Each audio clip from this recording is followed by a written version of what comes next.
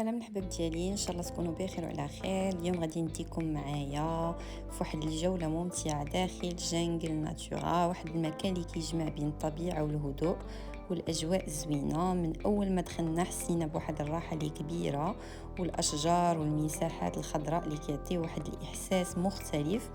وصراحه هنا كل زاويه كتستاهل تشاف. الوغ بالنسبه لي طاريف، عندنا لي زادولت كيخلصوا 40 درهم وعندهم كونسوماسيون غراتوي، وحتى الوليدات الصغار كيخلصوا واحد 30 درهم وحتى هما عندهم واحد الكونسوماسيون غراتوي.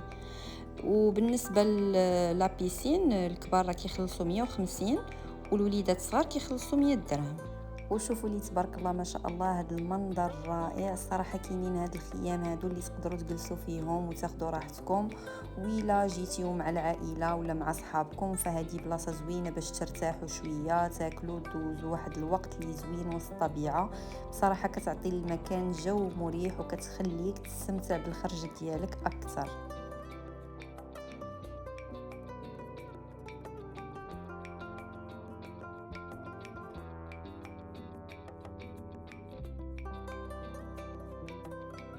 فبالنسبة للمسبح، من بين أكثر الفضاءات اللي كيجلبوا الزوار خصوصا في فصل الصيف.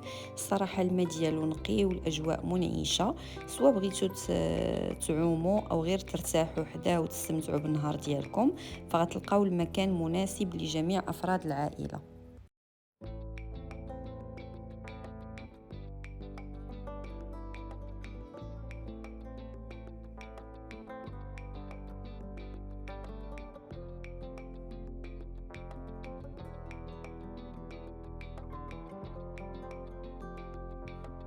وبالنسبه للناس اللي بغات تقضي اكثر من نهار تما، راه كاينه امكانيه كراء البونغالو، وهاد الاكواخ كتمنحكم الراحه والخصوصيه وسط الطبيعه، وكتخلي التجربه اجمل خاصه للعائلات والناس اللي باغيين يبدلوا الجو.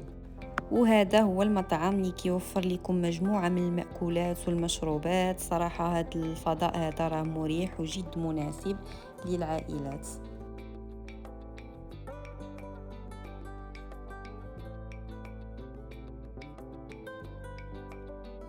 والصراحة من بين الحوايج اللي عجبوني أكثر هو أنهم مفكرين حتى في راحة الزوار، بحيث كاين مكان مخصص للصلاة وكاين أماكن خاصة بالوضوء للرجال والنساء.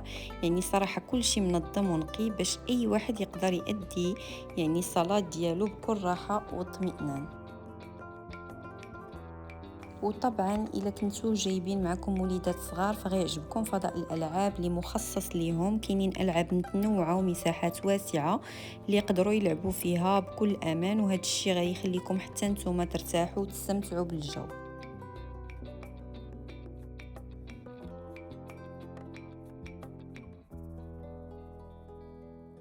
وإلا كنتو كتحبوا الحيوانات فغتلقاو واحد الفضاء خاص بها فين تقدروا تشوفوها عن قرب وتصوروا معاها.